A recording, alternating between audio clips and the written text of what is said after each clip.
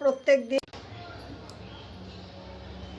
Tata gold care আর ব্রাহ্মী একবার কাচের জারটা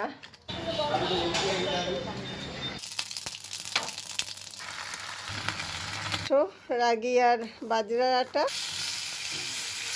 তো আমি একটা শাক। সুপ্রভাত, স্বাগত সবাইকে এনজয় উইথ রিনিতে। আশা করি সবাই খুব ভালো আছে। এক কাপ চা দিয়ে সকাল শুরু হলো। বিছানায় বসেই আমি এখন চা খাচ্ছি।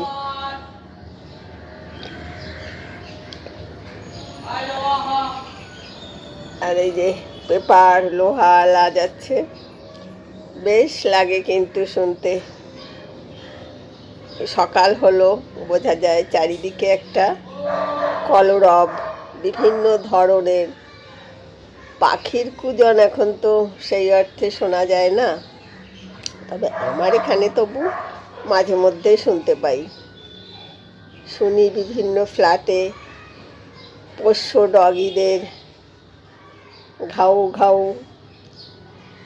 পেপার লোহা এগুলো শুনতে পাই। 30 টাকা 50 টাকার বাসনওয়ালাদের স্বর, সবজি চাই, মাছ চাই, বাসন এরকম তুলোর বালিশওয়ালা, কার্পেটওয়ালা, এরকম বিভিন্ন সকাল থেকে শুরু হয় এরকম কনসার্ট। এগুলোও কিন্তু একটা প্রাণের স্পন্দন বয়ে আনে। আমার তো বেশ লাগে। এবার এই চা পাতাটা আনলাম, দেখি কেমন হয়। টাটা গোল্ড কেয়ার বলছে তো এগুলো আছে, জানি না এগুলোর কতটা স্মেল পাবো বা টেস্ট পাবো। মুলেথি, কার্ডামম, তুলসী, জিঞ্জার আর ব্রাহ্মী, এই 5 রকম জিনিস নাকি এটাই আছে। 5 রকমই। দেখা যাক। আজ এটা সকালে আমি কিছুটা চা ঢালবো, বেশি ঢালবো না, বক্সেই থাক। চা পাতা রাখবার কাচের জারটা ধোয়া নেই, সেজন্য এখন ওই কফির শিশিটায় অল্প একটু ঢেলে নিলাম। আর এটা এখন ক্লিপ দিয়ে আটকে রেখে দেই, না তো স্মেলটা চলে যাবে। জানি না কত দূর কি স্মেল আছে। আমি একটা টিপ করেছি সাত সকালে, ড্রয়ারটা গোছাতে গিয়ে ড্রেসিং টেবিলের হাতের সামনে টিপের পাতাটা পড়লো। টিপ তো এমনি পড়া হয় না, সেজন্য একটা লাগিয়ে নিলাম। সেজন্য একটা টিপ পরে নিলাম সাত সকালেই সাজুগুজু। এইচএস পরীক্ষা শুরু হয়েছে। সব এইচএস পরীক্ষার্থীদের আমার শুভেচ্ছা। সবার যেন পরীক্ষা খুব খুব ভালো হয়।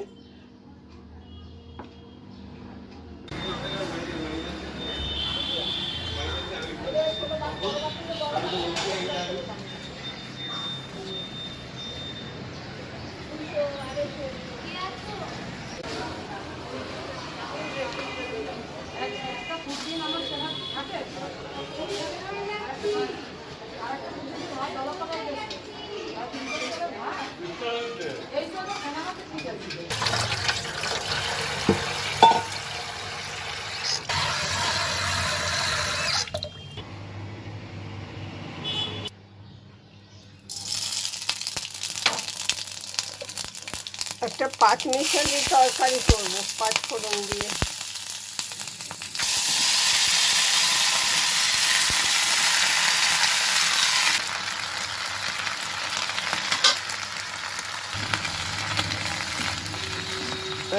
বড়ি ভেজে নিলাম, ওই 5 মিশালি তরকারিটায় দেবো। আর একটু লাল। এটা হচ্ছে বাজরার আটা, আর এটা হচ্ছে রাগি আটা আর গমের আটা, 3টে একসাথে এখন মিশিয়ে রেখে দেবো।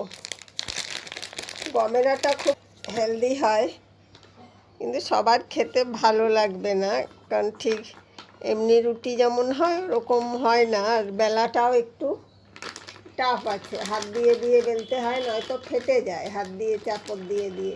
কিন্তু যদি একটু গমের আটাটা একটু পরিমাণ মতো মিশিয়ে নিতে পারেন তাহলে খুব একটা সমস্যা হবে না। এই 500 রাগি আর বাজরার আটা আর 250 দেবো গমের আটা, মিশিয়ে রেখে দিই। মানে 1 কেজিতে 250 মতন, তাহলে ওই জন্য চামচ দিয়ে করছি, কাঁটা চামচ দিয়ে। ব্যাস হয়ে গেছে ভালো করে মিক্স। এটা হয়ে গেছে, বড়ি দিয়ে দিয়েছি। এখন গ্যাসটা অফ করে দিয়ে একটু ধনেপাতা দিয়ে দিই। ব্যাস হয়ে গেল পাঁচমিশালি তরকারি। ভাত হয়ে গেছে, কালকের মাছ আছে।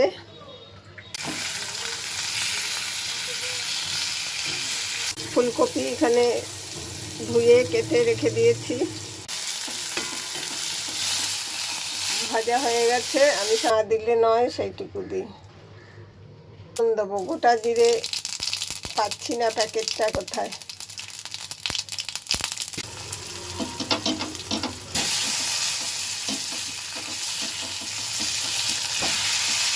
রান্না করছি, কালো কালো হয়ে যাওয়ার চান্স আছে।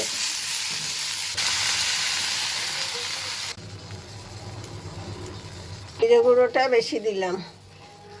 রসিয়ে কষিয়ে করে না, আমাদের ইন্ডিয়ান মশলার এত গুণাগুণ আছে, আমরা সেগুলোকে সব নষ্ট করে ফেলি। আজ আর ধনে পাতা নেই, ধনে পাতা দিলে খেতে বেশি ভালো হতো। আমি এই মাছ হতে হতে দুটো সোয়েটারও কেচে ফেললাম। এখন প্রত্যেক দিন 3-4টে করে সোয়েটার কেচে কেচে প্রায় শেষ হয়ে এসছে, আর 3টে বা 4টে আছে। ওই 3-4টে কাল ওয়াশ করে দিয়ে একেবারে শীতের পাট পুরো চুকিয়ে দেবো, একদম ঘর হালকা হয়ে যাবে। বক্স খাটে আমি একটা শাক রেখেছি, এটা একটা স্টোরেজ বক্স। ওই কার্ডবোর্ডের যেই বক্সগুলো, এটাই আমার গিজার এসছিল, সেটার মধ্যে আমার একটা কুর্তা, যেটা আমি আর পরি না, প্রথম থেকেই কিনে পরিনি আমি, কোয়ালিটিটা আমার একদম ভালো লাগেনি দেখে, তাই ছিল ওইটা ওতে পরিয়ে দিয়েছি, দিয়ে একদম সুন্দর একটা আমার স্টোরেজ হয়ে গেছে। ওটায় কি আছে জানেন, ওটার মধ্যে সমস্ত যত পাপোশ, যেগুলো এক্সট্রা মানে রাখা একটা বড় ঝামেলা, বাইরে রাখলে ধুলো পড়ে যায়, কারণ ভালো তো সব সময় মানুষের তোলা থাকেই, যেগুলো আনইউজড, কেউ আসলে, গেস্ট আসলে বা বিশেষভাবে কখনো ঘর সাজালে যেগুলো কাজে লাগে। এই স্নান করে সবে ঢুকলাম, এখন বাজে 1:30। এখন খাবারটা গরম করি। খাবার গরম করতে মাছটা মাইক্রোওয়েভে একটু গরম করে নিচ্ছি। ঘরটা আজকে মেঘলা করেছে, আর আমি আবার আজকে জানালাও খুলিনি, ভুলে গেছি জানালা খুলতে লিভিং রুমে। আমার মাইক্রোওয়েভ তো লিভিং রুমেই, কারণ আমার লিভিং কাম ডাইনিং। খেতে বসে গেলাম, ভাবলাম আপনাদের সাথে গল্প করতে করতেই খেয়ে নেই। আর আজকে তো বিশেষ কিছু আইটেমও নেই। আর কেমন একটু টমেটো কেটে পড়ে গেল, তাই না? দিয়েছি, আর এই যে পাঁচমিশালি তরকারিটা বড়ি দিয়ে, খুবই গরম লাগছে তখন, ফুলকপি দিয়ে একটু আস্তে ফ্যান চালাতে হচ্ছে দিনের বেলা, রাত্রে ঠিকঠাক আছে। বসন্ত এসে গেছে, এই পাঁচমিশালি, কিন্তু বসন্ত ঋতু বোঝার উপায় নেই। শীতের পরেই একদম দুম করে গরমটা চলে আসে, একলা।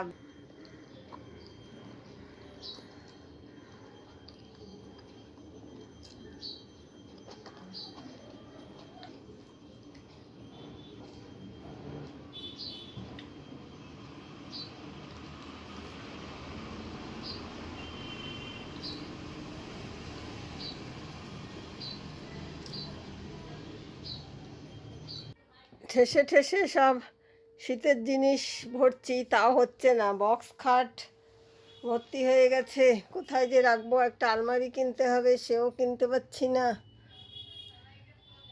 কিনবো করে আর হচ্ছেই না যাওয়া। কি যে সমস্যায় পড়েছি। এই ঘরটা যদি আপনাদের দেখাই না, আপনারা বলবেন যে আজকের মতো ভিডিওটা শেষ করছি। জামা কাপড় চতুর্দিকে। সবাই ভালো থাকবেন, আবার দেখা হবে নতুন একটা ভিডিওর আরো সাথে। 4-5টা বাইরে আছে, জানি না সেগুলো আমি কোথায় রাখবো।